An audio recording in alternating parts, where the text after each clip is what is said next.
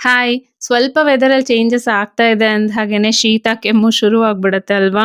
ಮಕ್ಳಿಗಷ್ಟೇ ಅಲ್ಲ ನಮಗೂ ದೊಡ್ಡೋರ್ಗೂ ಕೂಡ ಈ ವೆದರ್‌ನ ಸಹಿಸ್ಕೊಳಕ್ ಆಗದೇ ಇಲ್ಲ. ಸೊ ಹಸ್ಬೆಂಡ್‌ಗೆ ಮತ್ತೆ ಜಸ್ಟ್‌ಗೆ ಇಬ್ರಿಗೂ ಸ್ವಲ್ಪ ಶೀತ, ಕೆಮ್ಮು ಆಗಿತ್ತು. ಅವ್ರಿಗೆ ಅಂತ ಮನೆಮದ್ದು ಮಾಡ್ತಾ ಇದ್ದೆ. ಸ್ವಲ್ಪ ವೀಳ್ಯದೆಲೆ, ಕಲ್ಲುಪ್ಪು, ತುಳಸಿ ಹಾಗೆ ದೊಡ್ಡಪತ್ರೆ ಎಲೆ ಜೊತೆಗೆ ಸ್ವಲ್ಪ ಈರುಳ್ಳಿ, ಬೆಳ್ಳುಳ್ಳಿ, ಶುಂಠಿ ಹಾಗೆ ಕಾಳುಮೆಣಸು ಇದಿಷ್ಟನ್ನು ಹಾಕಿ ಚೆನ್ನಾಗಿ ಇದನ್ನ ನೀರ್ ಹಾಕ್ದೇನೆ ಕುಟ್ಬೇಕು. ಕುಟ್ಟಿದ್ರೆ ತಂತಾನೆ ಇದ್ರಲ್ಲಿ ರಸ ಬರುತ್ತೆ. ಈ ರಸನ ಈ ರೀತಿ ಸೋಸ್ಕೊಂಡು ಚಿಕ್ಕ ಮಕ್ಳಿಗಾದ್ರೆ ಜಸ್ಟ್ ಅರ್ಧ ಚಮಚದಷ್ಟು ಅದಕ್ಕೆ ಬೇಕು ಅಂದ್ರೆ ಸ್ವಲ್ಪ ಜೇನುತುಪ್ಪನ ಮಿಕ್ಸ್ ಮಾಡಿ ಕುಡಿಸಿದ್ರೆ ಆಯ್ತು. ದೊಡ್ಡೋರ್ಗಾದ್ರೆ ಪೂರ್ತಿ 1 ಸ್ಪೂನ್ ಅಷ್ಟು ಕುಡಿಬೇಕು.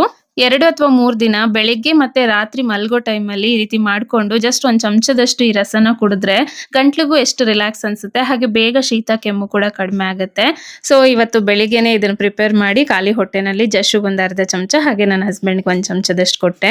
ಹಾಗೆ ನಿನ್ನೆ ಸಂಜೆನೆ ಈ ಪಾರ್ಸೆಲ್ ಬಂದಿತ್ತು. ಆಕ್ಚುಲಿ ಅಮೆಝಾನ್ ಇಂದ ಈ ರೋಸ್ಮೆರಿ ಪ್ಲಾಂಟ್ ಅನ್ನು ಆರ್ಡರ್ ಮಾಡಿದ್ದೆ. ಆಲ್ರೆಡಿ 3 to 4 ಟೈಮ್ಸ್ ನಾನು ಅಮೆಝಾನ್, ಮೀಶೋ ಮತ್ತೆ ಫ್ಲಿಪ್ಕಾರ್ಟ್ ಇಂದ ರೋಸ್ಮೆರಿ ಪ್ಲಾಂಟ್ ಅನ್ನ ತರಿಸ್ಕೊಂಡಿದ್ದೆ. ಬಟ್ ಒಂದ್ ಸರಿನೂ ಚೆನ್ನಾಗಿ ಬಂದೇ ಇರ್ಲಿಲ್ಲ. ಎಲ್ಲ ಬತ್ತೋಗಿರ್ತಾ ಇತ್ತು. ಬಟ್ ಈ ಸರಿ ನೋಡೋಣ ಲಾಸ್ಟ್ ಟೈಮ್ ಅಂತ ಹೇಳಿ ಇದನ್ನ ಆರ್ಡರ್ ಮಾಡ್ಕೊಂಡಿದ್ದೆ. ಗಿಡ ನೋಡಿ ಎಷ್ಟು ಹೆಲ್ದಿ ಆಗಿದೆ ಅಲ್ವಾ? ರೋಸ್ಮೆರಿ ಲೀವ್ಸು ಹೇರ್ ಗ್ರೋತ್‌ಗೆ, ಹೇರ್ ಫಾಲ್ ಕಂಟ್ರೋಲ್‌ಗೆ ಹಾಗೇನೆ ನಮ್ಮ ಹೆಲ್ತ್‌ಗೂ ಒಳ್ಳೇದು. ಸೊ ಹಾಗಾಗಿ ಮನೆಯಲ್ಲಿ ಈ ರೀತಿ ಒಂದು ಗಿಡ ಇರಬೇಕು ಅಂತ ಹೇಳಿ ತರಿಸ್ಕೊಂಡಿದ್ದೀನಿ.